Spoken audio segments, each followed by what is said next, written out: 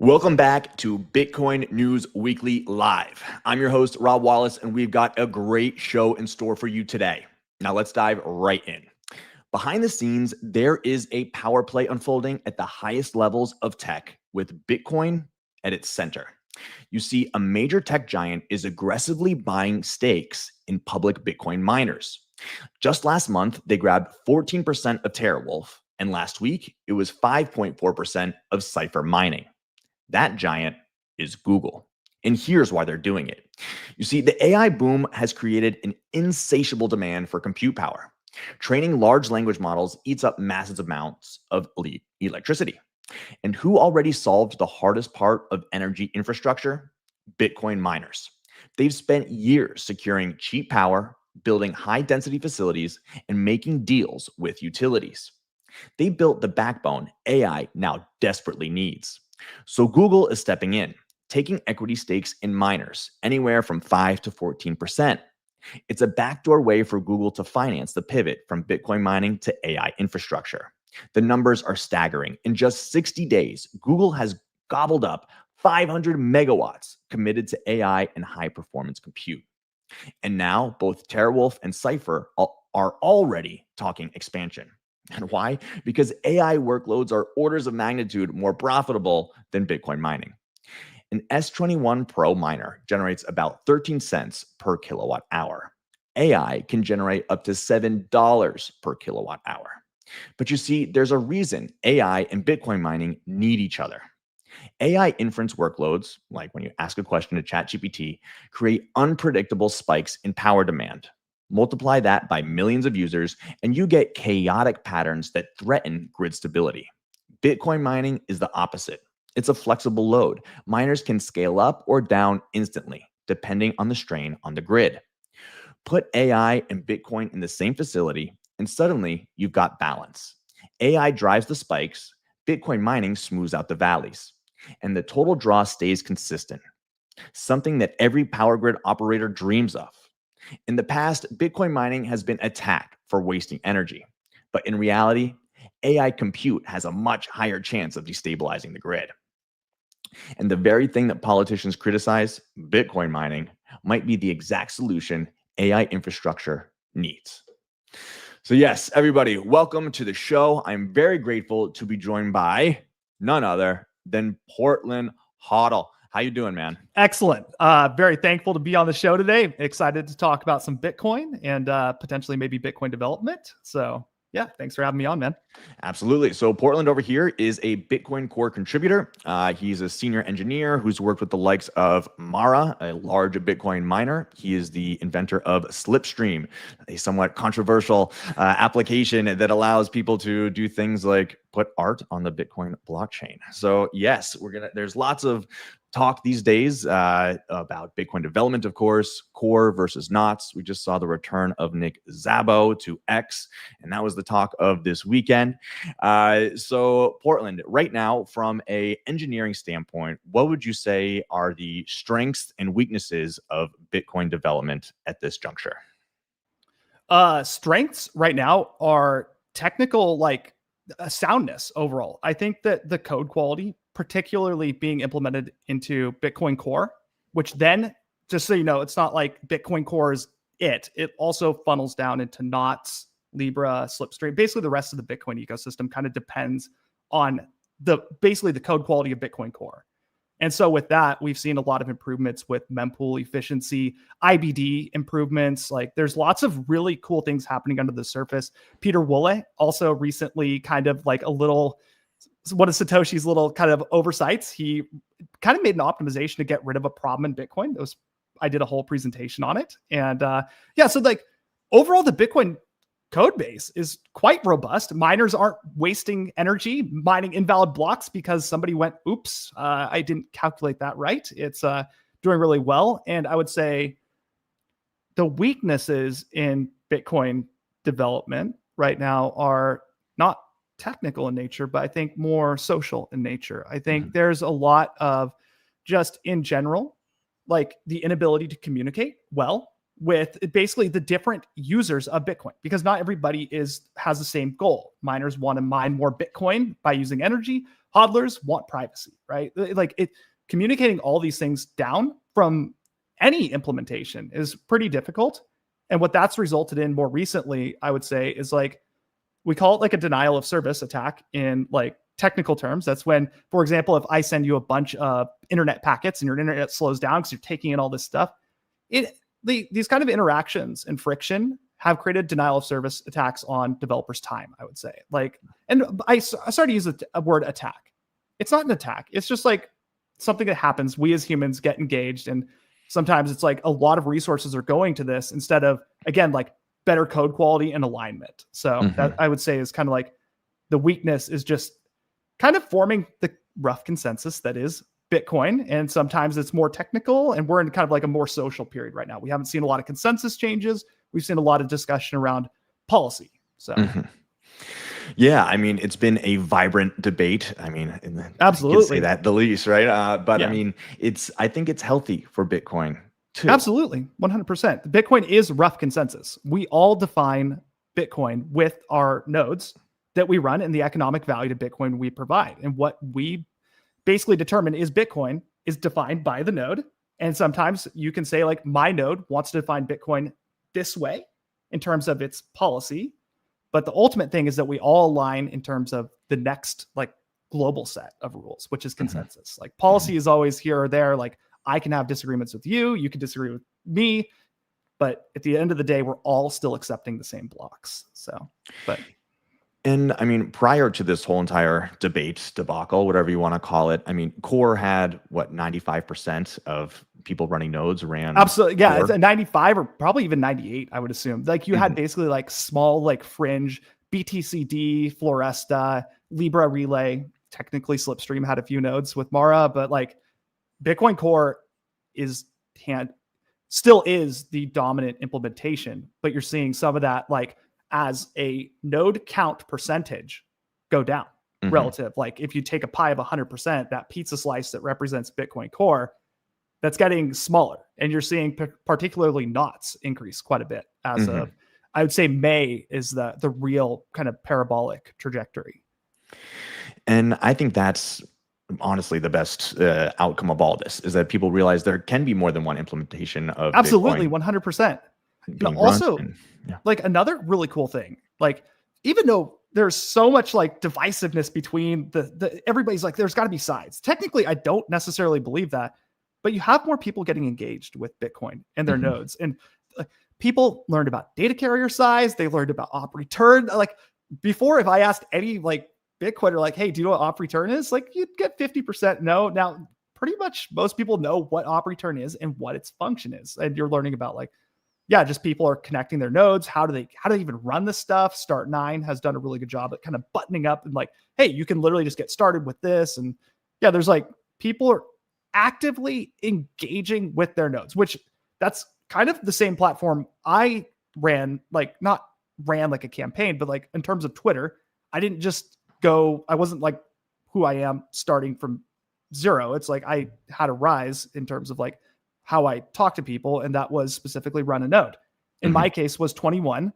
I hosted Twitter spaces specifically for Bitcoin tech support. And I would just like take my knowledge about Bitcoin Core. I would literally help people run nodes.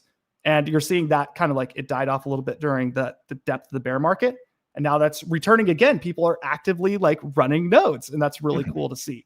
So yeah, I mean, we could talk about this for the whole hour, but we've got plenty of headlines to jump in. And I'd love to get your perspective from a technical standpoint on some of these things, from adoption to politics to legal. I'm sure you'll have an interesting perspective on it all. So yes, as we do every Monday, we are here with the Bitcoin News Weekly newsletter. Comes out 7 a.m. Eastern, straight into your inbox. We distill all the biggest headlines on Bitcoin into one 5-minute read, so you can just get ready for the week, not have to spend all day scrolling on Twitter like I do for my job. My job is to make this nice and easy for you. You have all the information in one place. And today's title of the newsletter is Google's secret weapon in the AI arms race, Bitcoin miners. AI giants are discovering that Bitcoin miners hold the key to solving critical challenges in their mad dash to build infrastructure.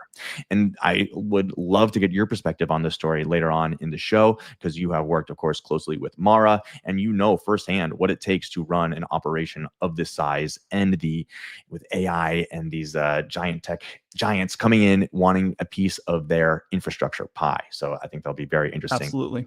Later on in the show. But every Monday morning, we start off first with the adoption section. It's nice, it's lighthearted, it feels good. It shows you Bitcoin spreading across the planet. So first up, for any of you building in Bitcoin, we got something for you. Plan B Network and the Plan B VC Fund launch Cypher Tank, a Bitcoin-only Shark Tank style pitch contest debuting at the Lugano Plan B Forum coming up in a month, with $850,000 in prizes and judges including Paulo Arduino, of course, of Tether, and Adam Back himself. So this is a pitch contest. We're seeing more and more of these. We are enthusiastic for anybody who wants to go out and build in Bitcoin, and $850,000 in prizes is no joke. And so, of course, this is happening in Lugano, Switzerland at the end of October. October 24th and 25th. And you've got a lot of the big players, of course, EgoDev, Fulgur, Tether, Blockstream. They're all there to help out with the prizes and the judging as well, right? So there's 8 for-profit and 3 non-profit founders, live BTC deals. So they're going to be doing deals live in front of an audience, just like on Shark Tank. And it's everything from on-chain tech, P2P innovation, human rights, emerging markets, and more. And the judges are pretty awesome, from Paulo to Odell, Preston, Adam Back, Mike Jarmusch, Brad Mills, a lot of familiar names right there. And this seems like it's going to be a really great event. Yeah, so submissions are open. If you're building in Bitcoin, definitely get in on this. This is a huge prize pool that you don't want to miss out on. And yeah, so Portland, have you ever competed in one of these type of competitions? Absolutely. I've done, I think, technically only one that I've formally done a submission. Usually it's typically like a hackathon is what I've done before. And it's like, hey, you get a certain allocated amount of time to do or build something and then submit it. Mm-hmm. And yeah, I did one at PlebFi, and yeah, I won that one. So with that said, these things are, I think the coolest part about these kind of contests is even if somebody doesn't win necessarily, there's a lot of stuff that seems to just come out or gets bootstrapped into the Bitcoin ecosystem because the base idea was good enough, and somebody else will basically go, hey, or that author will continue to build on top of it into the final polished product. I think we saw like a bunch of like really cool stuff come out of specifically Bitcoin mempool edition as well. They had some very like, one guy came up with something really cool, which was that instead of having, for example, policy in a Bitcoin Core client be hard-coded, you could actually feed it like a script. It would send the transactions over to this other program, and the other program would then determine. So you could have a variable policy, and like a lot of stuff from these hackathons ends up becoming pretty useful later on. And example, I think that is attempting to become a BIP potentially. Again, BIP does not mean it's guaranteed. It means somebody's proposed something that sounds reasonable. So, and what did you build at your hackathon that you won? So basically, I created a system that was able to basically hide a bunch of different applications inside of a Merkle root, and then allow a person to pre-sign a bunch of transactions. And then basically people could RBF to have the final application or final spend condition be the one that was revealed on chain. So that was kind of my fun little project. And I wanted to explore Taproot and the Merkleized abstract syntax tree. So, but in all reality, it didn't actually do anything that useful, even though I won. But another person like demonstrated how you could potentially use the annex to like tag transactions, and he didn't get a prize. But at the end of the day, like people are now starting to use that. So that's what kind of, I mean, like it doesn't necessarily mean that it's going to be useful, even if it's built and you won. It's a lot of this technology, just the market decides at the end of the day. A panel of judges will never be able to go for 100% certainty. This is the idea. You could say probably, but it by no means is a guarantee. And I mean, that's the beautiful thing about open source development, right? Yeah. Is that any little idea can spark a whole new tree of growth in the programming. So it's beautiful. Absolutely. So yes, very exciting to have that be happening over in Lugano. Got to get over there one day. They're doing amazing things, and this competition is just the tip of it all. Zooming out and going over to El Salvador. El Salvador launches the world's first public primary school financial education program on money and Bitcoin, using a textbook titled ¿Qué es dinero? What is money? Illustrated by little hodler cartoonist Lena Saish. So yes, of course, El Salvador is pushing forward with their Bitcoin education program, and they did have the Cubo Plus program for talented developers. I'm interested to see if you have any experience with that. But now they're expanding this education to the youngest of students with this cartoon textbook of What is Money? Of course, Lena is very well known for her little hodler cartoons that she's posted all over X and Instagram, and as you can even buy one of these plushies as a toy. But they've turned these cartoons into a textbook that children can now learn the history of money, what is money, and the technical aspects of it all. And just how amazing would that be to have started your education, or mine, in public school here in America with Bitcoin and what is money? Yeah, so in regard to that, I do not have any experience with the El Salvador education programs for Bitcoin development, or even specifically what is money.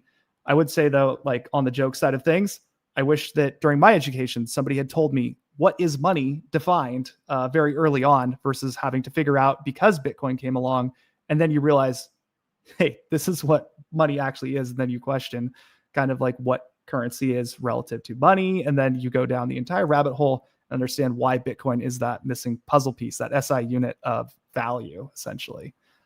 So, well, I think there's a very good reason why they don't teach us in. No, I agree 100%. It's what makes.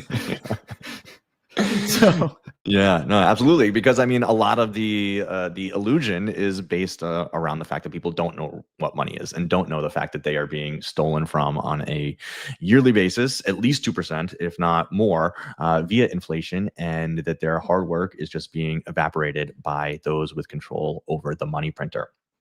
But that's why we're here, to talk about Bitcoin and why it is so important. The finite supply, the end of inflation, which has crippled every nation throughout history, given enough time. You finally have something that is a fixed mathematical constant, that this is the distribution schedule.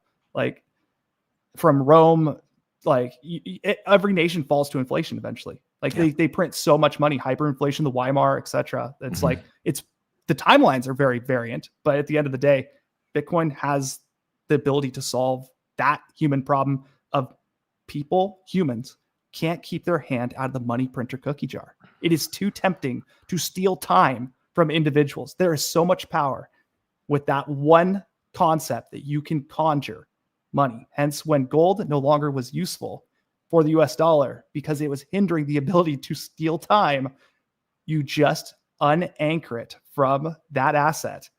And next thing you know, it all becomes imaginary. It is a shared collective hallucination that this thing has value. Yeah. So, no, wonderfully said.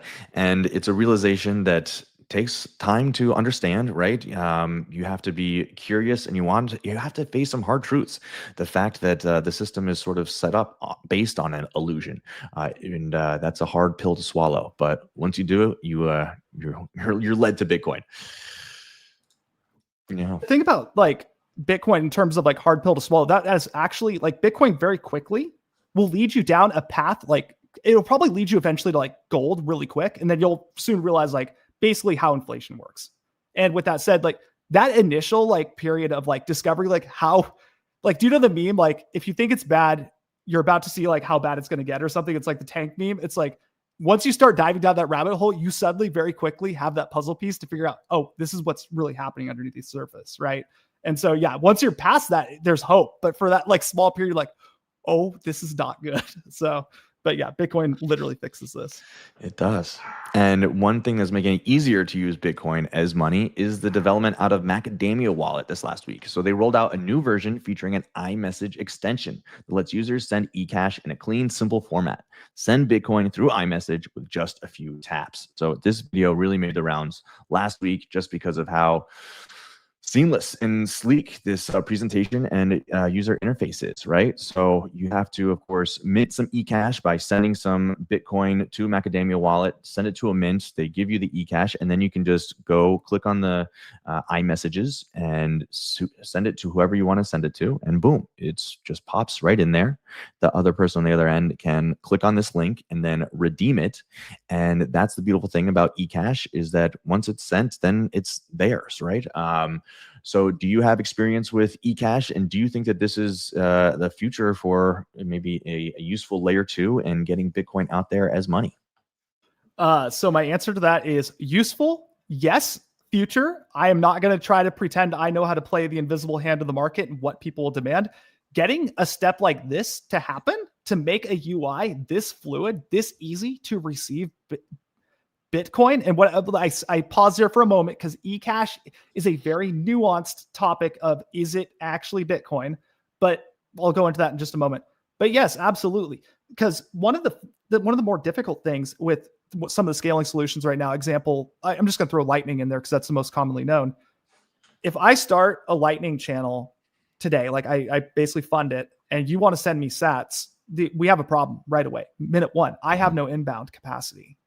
eCash solves this. Like, basically, because you're kind of having a different trust model where you don't have a quote unquote good as gold Bitcoin UTXO, you're saying, hey, I trust this quorum of signers in a mint.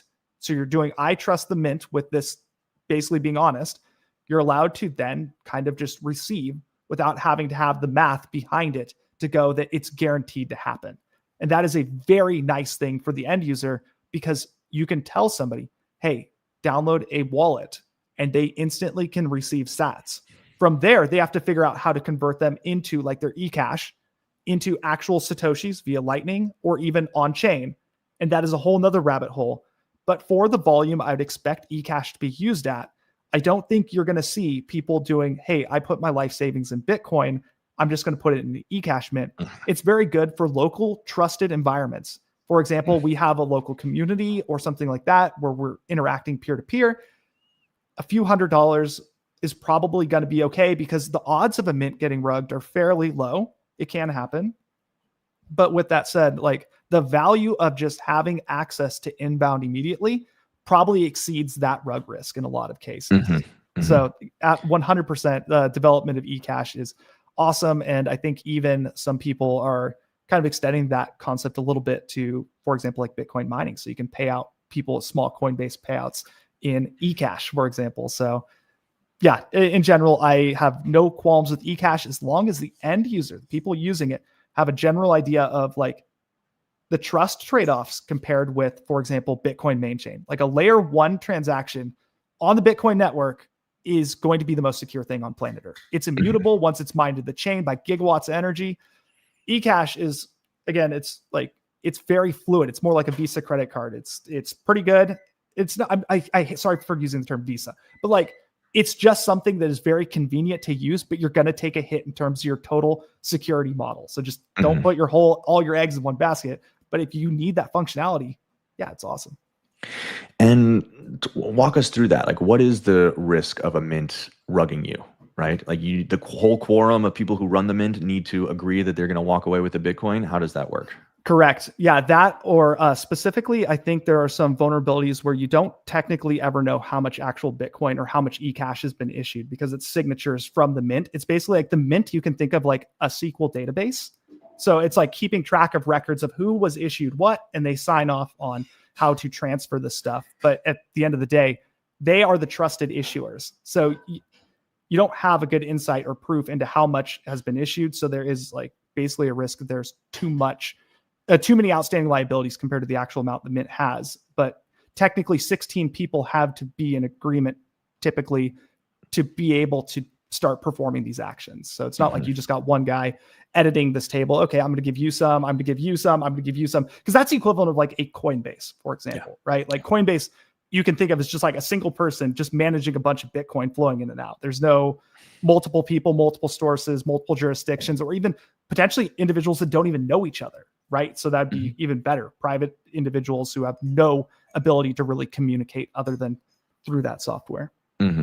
Yeah, no, it's fascinating. Of course, Calais is leading the charge with ecash, and Yep. no, it's very cool stuff. And some people say, oh, it's not a real UTXO, it's not real Bitcoin. It's But technically not. Like at yeah, the end of the day, like you have an entry, it's signed off by some people, but you, like I said, you don't have that on-chain UTXO awaiting you. Lightning mhm. gives you that to a degree. Like there's still some risk, but it's much less technically. But you also have the problem of like inbound capacity. So Yes, but we're gonna need multiple solutions to using Bitcoin as absolutely, money, 100%.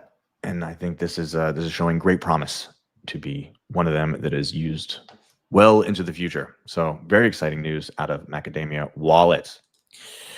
Cool, and I'm so glad to have your perspective on this. Thanks. So yeah, now let's dive into something that might be a little further from your domain of expertise. This section Uh, I'm pretty sure is, but I might have a few thoughts. but yeah, I mean, I'd want to talk about here about in the legal section, dive into the California Senate passes SB 771, making major social platforms liable for hate speech by treating algorithms as active participation. So they're getting rid of Section 230, which protects social media websites as just platforms that are not liable for what the users post on them. If signed by Governor Newsom, it would take effect on January 1st, 2027, and would push platforms to censor because they would face huge fines depending on what kind of content found itself on the platform. So social media in America has been protected under Section 230 for the last 20 plus years, and now this puts it at great risk. So I would love to hear your perspective on what do you think is going on in California, and if this is a huge red flag for what's to come. Okay. I don't know law well, I'll say that. But from my perspective, like regulating the flow of information, particularly like speech, right, is a common thing done by many states or nations. We're seeing currently in the UK, like now memeing is potentially a crime that you could face. Now, California, with this bill, which I have not read for the matter, seems like it is kind of creating something similar-esque. Maybe it's not memes, but actual hate speech. But the definition of that, I don't know how well it's laid out. But what concerns me ultimately is Bitcoin is a permissionless system. Nobody owns it. Nobody controls rules without rulers kind of thing.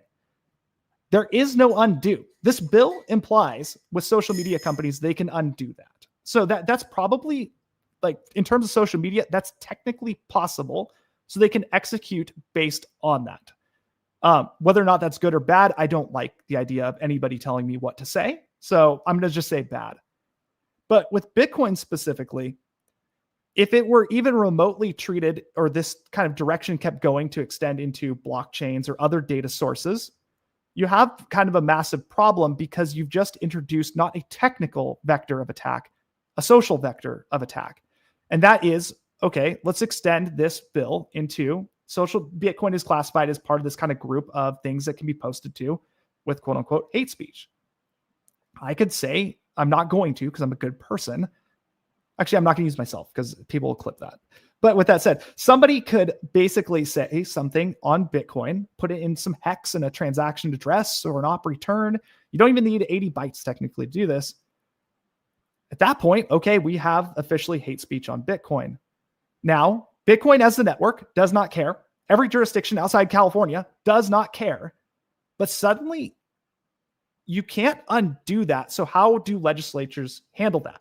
The fact that this will exist forever because it's been baked in by gigawatts of energy and you can't get rid of it, but it's there and provides value. So that's the ultimate conundrum, is like the first thing people could potentially claim. And again, I have heard arguments at why this will even fail on a larger scale, specifically for like Bitcoin nodes, but for a lot of people will go immediately like, oh, they'll go after node runners right away. So like that is something I haven't seen played out. There has been, Bitcoin has stuff that is not great on it already. But with that said, that's ultimately what it comes down to, is like authoritarian reach to control speech. And Bitcoin will, because of the permissionless nature, will always be kind of caught potentially in the crosshairs of how does it fit within the existing legal framework. So And that's been one of the big narratives over the last couple months is the fact that this upgrade to core version 30 would allow for a wider range of Yeah. I don't want to talk so, about the specific. We can yes, use the term like secret documents or something. I don't yeah, want to use that specific term, but exactly, yes. So what do you think? Is that a justified concern with this upgrade to version 30, or is this just a narrative that's gotten out of control? I think it is an engagement cookie jar, is what I can say. You can reach into that, and at the end of an argument chain, you can end up at a few places, and we have ended up in a specific place. But with that said, I don't necessarily buy that completely because of the fact that, like, I'm just going to bring up the dark history of Bitcoin. There is already not great stuff. If somebody wanted to go after and go like, hey, you have this on your node because you're running a full node. Yeah, you could basically stitch together an address set or potentially like a specific inscription, and it would absolutely resemble content that should not exist, whether it be a 3D printed gun part I might use as an example, or a unlawful like religious picture in a certain nation, right? Like, and that's another issue with this is like it varies nation to nation. And I'm avoiding one very specific topic that's been discussed. I don't like that at all.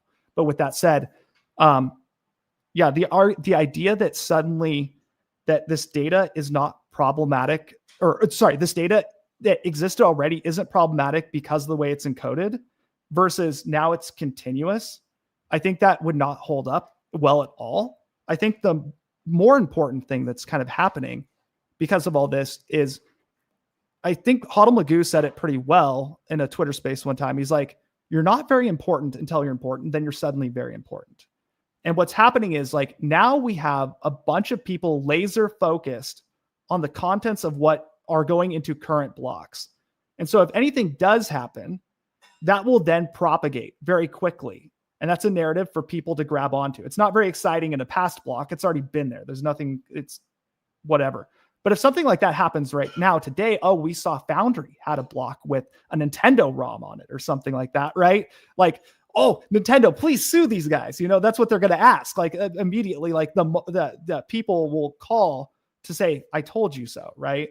But that doesn't stop that data from already existing because it does exist. So it's more the fact that like everybody's eyes are on one specific part of Bitcoin, and that's the change to op return and its implications. And so from there, you got individuals believing they're right on both sides that sometimes refuse to meet in the middle. And everybody wants to prove to the highest degree they're right, even if that involves, hey, like, look at this new thing that already existed, but now it's different. So come get these guys. So that's kind of my statement on that is like, it's just, there's a lot more attention to what is going to happen in the future. Like after the release of 30, like, yeah, it's also, I guess I would state one note about it though, is that this stuff could always happen.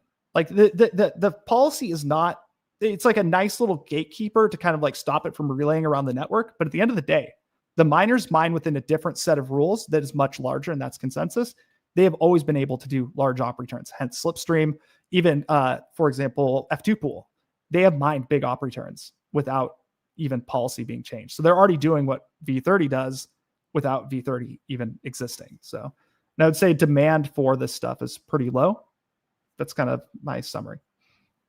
Yeah, and I mean, I agree that it's so important, the narratives that we talk about Bitcoin, because that's where you're drawing attention to certain things, right? And so what you talk about and what you focus on is it creates a wider narrative, and it can draw the attention of people that we don't want onto certain aspects of this whole thing. And I mean, so one question I had was, BSV made a change like this, and it did invite a whole entire slew of problems in this regard. Is that true or not? I can believe it's true. I've seen the articles about it. Yeah. So Okay. yeah, I don't know the outcome of that. Mhm. I think one from what I read, I think there were two articles I read, but it's specifically that BSV has a very weak consensus on it. And so I don't know if individuals were prosecuted and thrown in jail, which probably should be. But at the end of the day, what that invited was moderation of BSV. So it's basically like, hey, your consensus algorithm's weak enough. And also like Craig Wright specifically was a fan of lawfare. And as such, like Okay, we say we're going to do that. He wanted to be able to basically seize addresses, etc. A change like this is very simple to kind of get implemented because there aren't a lot of people to stand up to it. Bitcoin is a very different thing. It is global. No one jurisdiction can stop it. So at a technical level, it means nothing. At a social level, it all depends on the jurisdiction you live in. And essentially, like, how do I say it? The human aspect. Like, what will people do? Will they realize that it's permissionless and this is always possible? And you just got to like deal with people doing stuff like that? Or do you attempt to try to capture that system? And at that point, you kind of go, hey, like we've captured Bitcoin. Now we have a way to kind of, how do I say it? Like take transactions and make them invalid or something like that, or take them out of the blocks. But with that said, I think an interesting thing that happened was there was a recent, like, I'm going to say hit piece on Luke, which I think was incredibly unfair, where there was actually a decent proposal to kind of like, I'm not saying it's like, it's still not fleshed out, but like, it's a pretty nice way of like, hey, you could download a transaction, validate it, add it to your chain tip and prove it existed, add it to your UTXO set, which is the spendable money, but you can actually scrub it later on and get rid of it from your hard drive, which may absolve some of that like social pressure, not the technical side, but the actual like humans involved with it. So I thought that was a very cool little idea that was being thrown around. And I think that piece was very unfair. Yeah, that seems to be the consensus on that piece now, that that he wasn't actually calling for a hard fork or to be the grand dictator of what can be on the Bitcoin blockchain or not. Yeah, I would point out though, like at the most technical level, Luke usually, I'm not saying socially, at technicalities, Luke is usually right. Like he's very intelligent. So with that said, when he says hard fork, he's probably meaning the most absolute specific definition that is client incompatibility, which technically is true. Like if you run this node that's proposed, if I run an old node, can't sync with that because those blocks you're going to serve me don't have this special little proof. Mm-hmm. With that said, people are thinking, like this is the building that is happening behind the scenes. And again, like not all of it is like positive direction. Like I don't necessarily want to build tools for government to censor Bitcoin, but at the end of the day, people are using their brains and creating solutions to various problems. For example, content you don't like, well, there's a suggestion, put a ZKP in there, and then we can remove it after it's been validated and added to your chain tip. Therefore, you will not fork. Mm. And this question just came to me. As someone at the forefront of Bitcoin development, do you think that quantum is a big problem? And should we be focusing a lot of our energy on that at this moment? No, I'm not the right guy to ask on this. So to me, quantum is absolutely a really big problem for Bitcoin if and when it happens.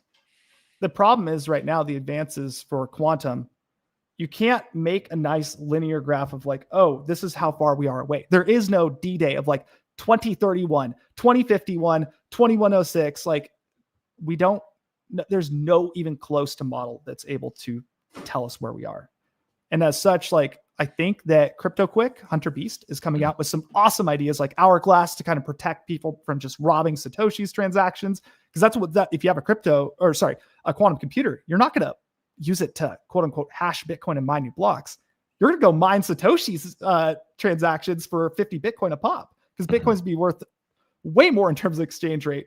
So more sats. With that said, there's also things like pay to taproot hash, which is pretty cool. And then there's a full on, I think BIP 360, which is a comprehensive suite of tools cryptographically we could use in Bitcoin to basically protect migrated addresses. So aka like you would have to move to this new address type to be protected, but we have a way for existing UTXO holders to become quantum resistant. So ultimately, putting it in a bubble, I think that I am very appreciative of all the tools that are being built out to make Bitcoin quantum resistant, but I do not think any individual should fear like, hey, it's going to happen. I can't, Bitcoin's dead. It's not true because there are ways out of that situation. So if it does happen, it's just going to be painful. There's no friction way to just upgrade because the rules of Bitcoin are fixed, right? The set of things we can do are limited to what Satoshi originally created or smaller. So it's not like you can just a bank where, hey, quantum's out. We got a problem. Let's upgrade HTTPS to be quantum resistant. And then all of a sudden HTTPS is fixed and all their users are using it. It's no big deal because the rules are created by individuals that have authority to do so. The authority to do so was a one-time set of rules created by Satoshi that we can't break without hard forking. And I know people don't like the term hard fork, but in the event of Bitcoin is going to die because of quantum, you could absolutely hard fork out of that situation. That would be the last resort. Like there's nothing else we can do. It's because that's a lot of the value of Bitcoin is the fact that like Bitcoin has not hard forked. Every other chain that's forked in some added rules, added stuff, and that just kind of represents like the fiat system. Somebody got their hands in the cookie jar and said, we're able to change the original rules. Bitcoin is still following that same chain. So that's kind of the beauty of it. And I hope we can soft fork out of this situation nicely if it ever happens. Yeah, it's something that we need to be thinking about now, and the conversation needs to be happening as soon as possible, right? Because we never know when that breakthrough could happen, and it could change everything within a day. So we need to be having these conversations and be willing as a community to band together if there does need to be some great migration or something like that. Yeah, I would also throw out one, like this is more of a technical solution.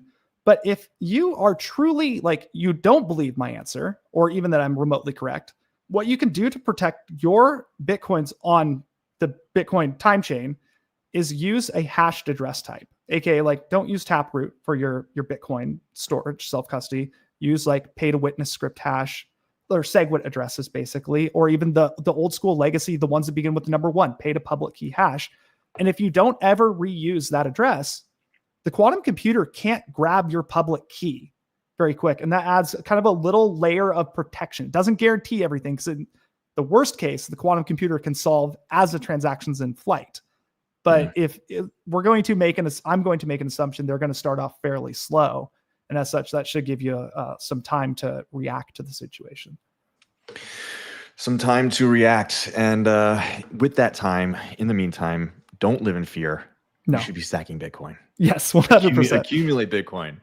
And at this juncture, I would like to give a big shout out to our sponsor of this show, Rhino Bitcoin. They are an amazing place to go out and get your Bitcoin, right? It's an all-in-one Bitcoin super app built by Bitcoiners for Bitcoiners.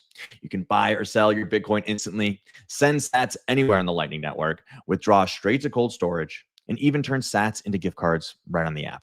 And if you've got Casa for multi-sig, they are integrated into that ecosystem so that you can seamlessly use Rhino as one of your keys. And Rhino is just warming up. Soon you'll be able to pay bills, borrow against your Bitcoin, and stack for retirement without leaving the app. So go today, download Rhino at rhinobitcoin.com and tap the link below in the description to go there automatically. Use the code Bitcoin News, one word, Bitcoin News, and Rhino will drop you $10 in free Bitcoin into your account today. So what are you waiting for? Go try out Rhino. We use it. We love it. The team is great. We work with them closely. Awesome guys, and a great app that is just really trying to put everything all in one place to simplify your Bitcoin life and make it easy for you to share Bitcoin with everyone in your life. All right, cheers. Now, Portland, got to bring you back up, and I want to ask you about the title of today's show. We're talking about Google buying stakes in Bitcoin miners. Oh yeah. Right? So you have an inside look, of course, of what being in the biggest of Bitcoin mines in terms of the company itself. Biggest solo miner. Biggest solo miner. Solo miner. Mara's just one, basically, you think of it like one giant node with a bunch of hash rate that's vertically integrated. So yeah. Yeah. And I mean, what they're doing over there is absolutely amazing. And it's just so crazy how Bitcoin and AI, they're finding each other at this juncture. So the main story today, the title of it all, is that it's about Google is buying into public Bitcoin miners with 5.4% of Cypher mining and 14% of TeraWolf because the AI boom demands huge power and miners offer utility ties, cheap energy, and flexible loads. So we're looking into this great thread by Javier Hermosa, a member of the Brains mining team. He's their director of energy. But he dove into this with this thread, and it's something else. So tell me about what you think in terms of Bitcoin, energy, AI, the intersection of it all, and if you think that AI data centers will all have Bitcoin mining as a part of it? So there are, I think, two things I want to bring up. Is first of all, like Bitcoin miners inside of AI data centers, and second, like load balancing the grid, essentially like demand response. And so I think about 2 years ago, we started seeing like Bitcoin miners going all in on AI. We're an AI company. How do we get in on AI to make our share price increase? The interesting thing about Bitcoin mining and AI is they're very different environments. And what I mean by that is physically, they have different properties. So a Bitcoin mine is full of these like little shoe boxes. They're literally about the size of a shoe box, and they're stacked on these like racks. And it's not very like professional at all. It's like you have like grading and stuff, and some mines are literally a bunch of Ethernet cables running all around, etc. And then you have server infrastructure, which is basically like a very standardized system. These servers slotted one on top of the other. I'm assuming everybody's seen the rack with all the lights in front of it. So with that said, server environments are, you can't just plug Bitcoin miners into a server environment unless you want to have like racks in the back or something. And the reverse is also true. Like you can't just go minute one, go take a Bitcoin mine and turn it into a bunch of AI based servers. The second thing is the environment that these things operate in.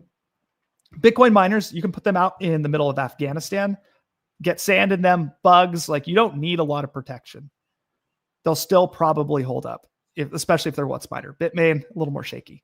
But with that said, AI compute, you have these very, very spec'd out NVIDIA Blackwell Hopper GPUs that have to be in a nice, very clean power. You can't interrupt certain operations. They have operating systems that got to boot. You got to make sure there's no dust flowing in it. The cooling systems for all this stuff, it's nowhere near as flexible. So a lot of AI can't just immediately make a Bitcoin mine become an AI mine.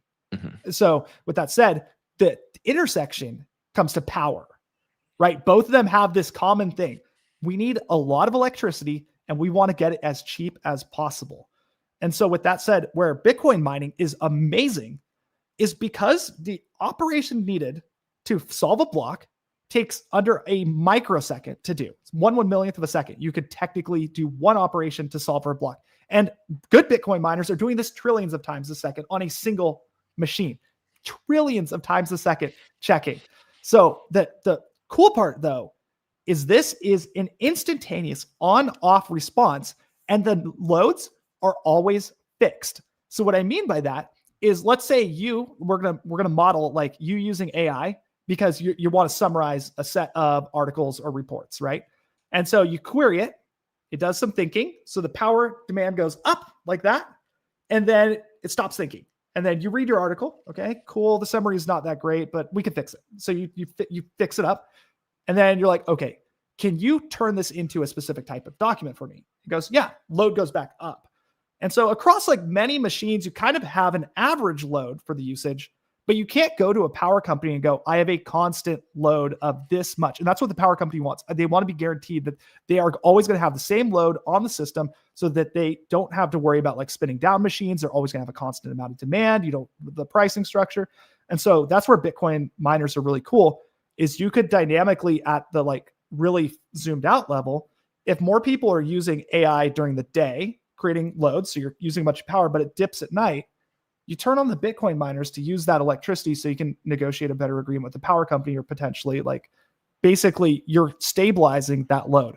And there's no cost because a Bitcoin miner can, for all intents and purposes, instantly start solving work. The moment you plug it in, it's like it's already trying to hash the next block header, and you can turn off and on as many machines as you would like. You don't have to have that. And the other kind of nice thing about Bitcoin compared to AI specifically for training workloads is the other component that a lot of people don't, I think, get right away is that like Bitcoin mining, you don't have to have great power like delivery as long as you can get the wattage, because you could have it go out and it's fine.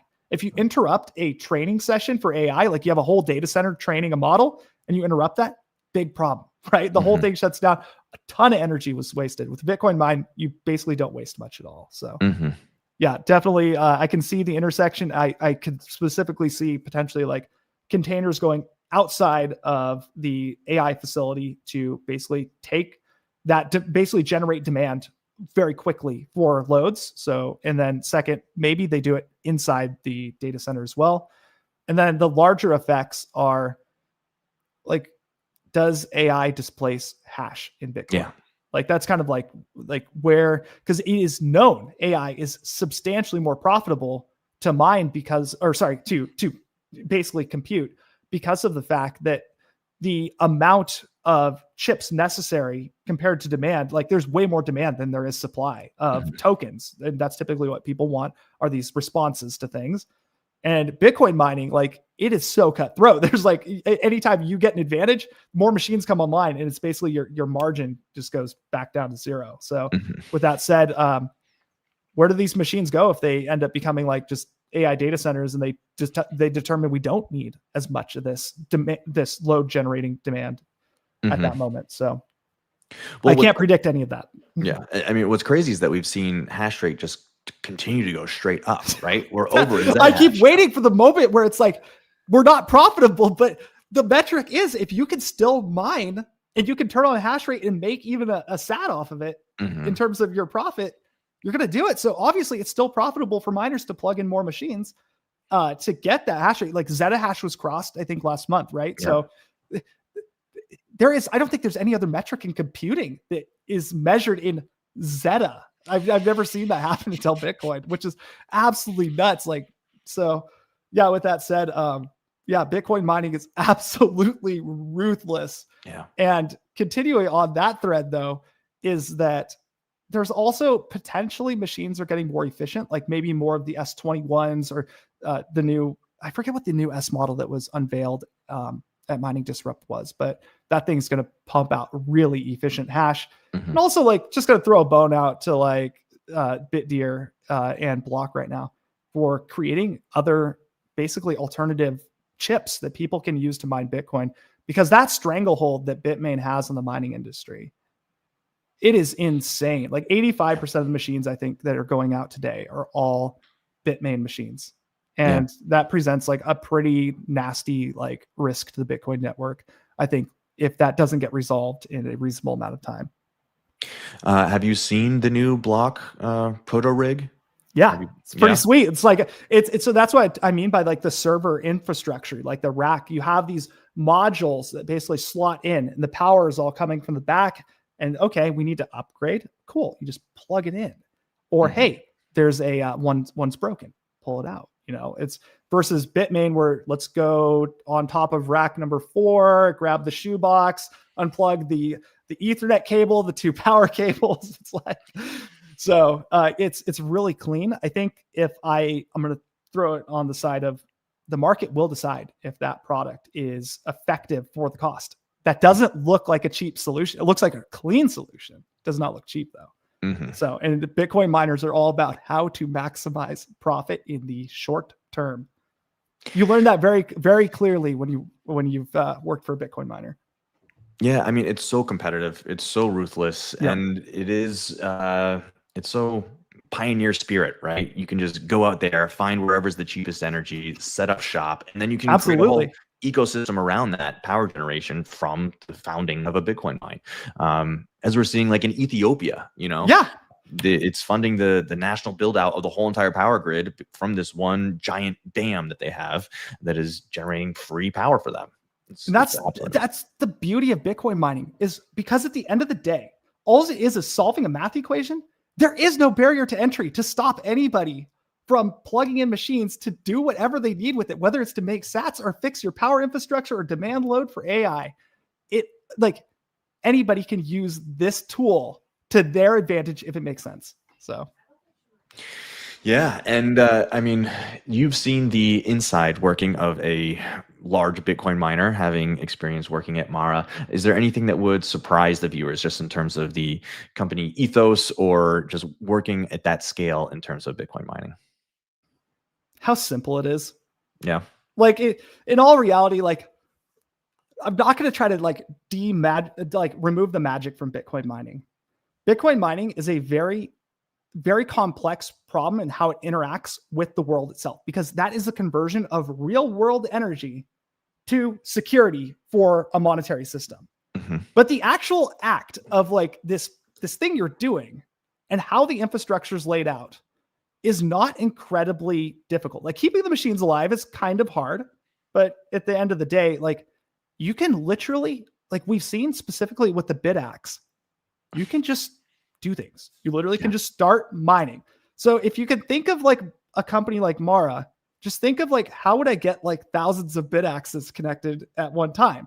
The only difference is instead of BitAxes, you're using, well, S21s probably, or some other very high hash rate machine, and you guys deliver more power.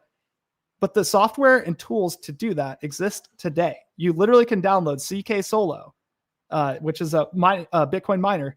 And that probably, I'm going to take again, I believe it could run the majority of machines at a company like Mara. It's so well built.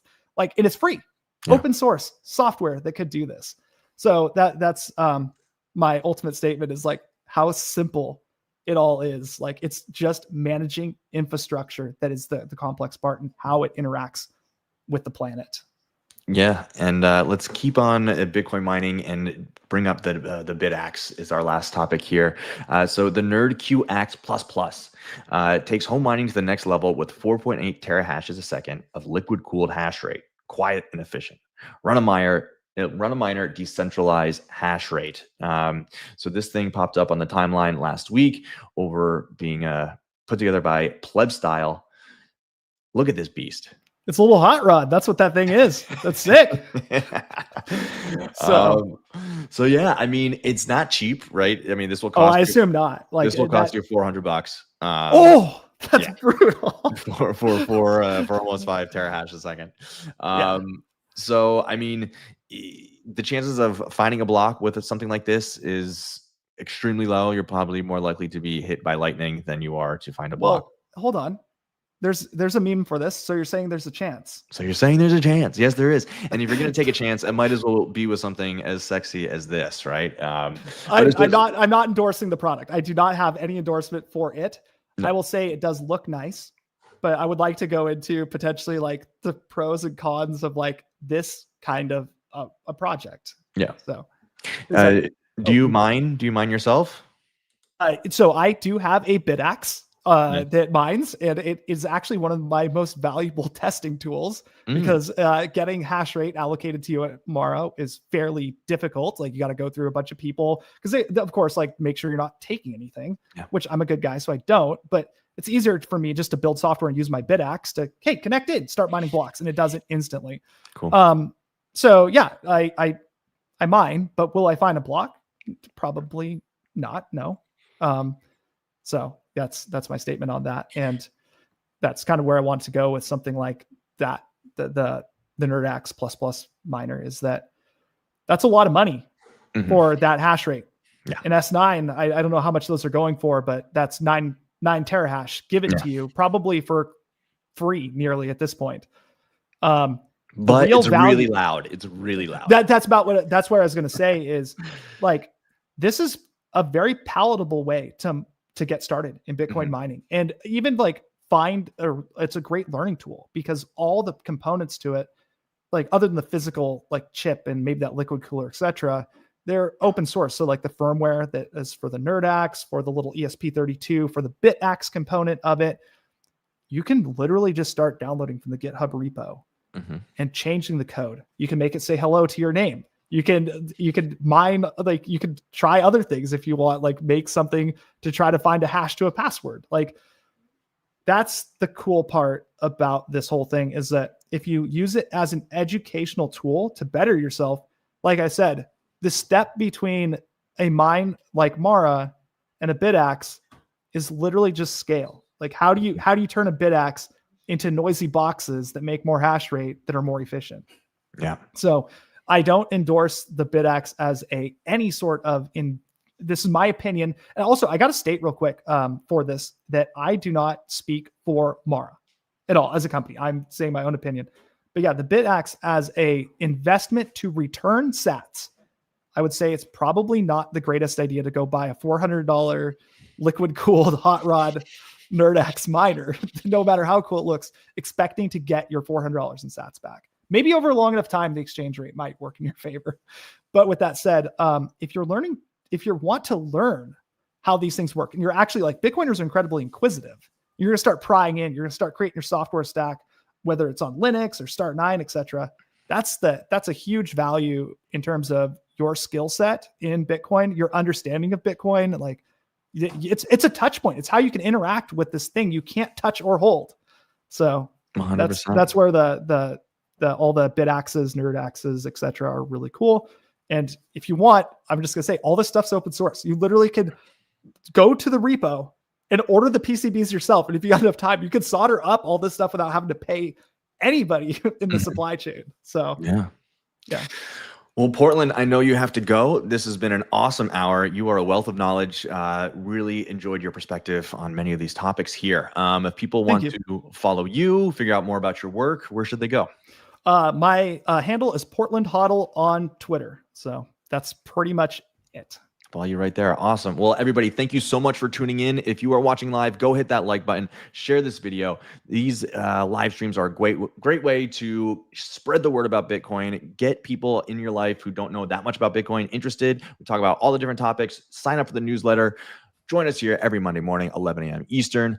Thank you so much, Portland. It's been an absolute pleasure. Thank you for having me. It was awesome. Cheers. Bye-bye.